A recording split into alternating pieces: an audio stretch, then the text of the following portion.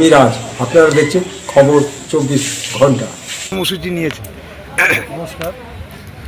আপনারা হয়তো এখন যেভাবে কবাডি হয়, বাংলার মানুষ আগে অতীতে কবাডি যেভাবে দেখতেন সেইভাবে এখন কবাডি খেলা হয় না।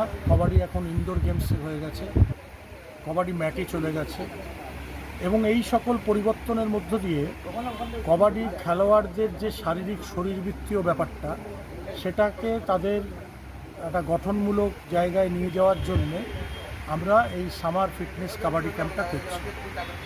আমাদের বাচ্চা বাচ্চা ছেলেমেয়েরা যারা আসেন, মাঠমুখী হন, তারা কিন্তু অনেকেই বুঝতে পারেন না যে তারা বিভিন্ন রাজ্যের খেলোয়াড়দের সাথে তাদের যে ফিজিক্যাল ফিটনেস সেটা অনেকটা আমরা লক্ষ্য করেছি তারা পিছিয়ে থাকে।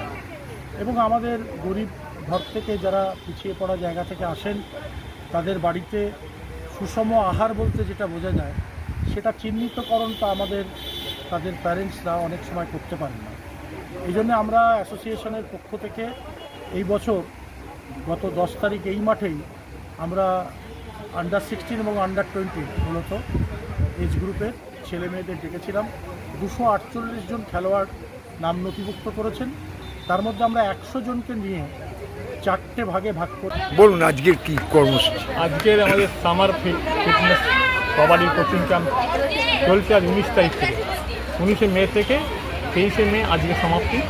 আজকে সমাপ্তি অনুষ্ঠানে আমাদের সঙ্গে আসবেন ত্রিপুরার বিধায়ক মাননীয় সুধীর ঘোষ মহাশয়, চন্দননগরের বিধায়ক মাননীয় দীপাঞ্জন গুহ মহাশয় এবং বেঙ্গল অ্যামেচার কবাডি অ্যাসোসিয়েশনের প্রেসিডেন্ট বেঙ্গল অ্যামেচার কবাডি অ্যাসোসিয়েশনের উদ্যোগে আমাদের সহযোগিতায় এই ক্যাম্পটা আমরা চালাচ্ছি। আমরা কবাডি দীর্ঘ 7-10 বছর ধরে আমরা কবাডি চালাচ্ছি।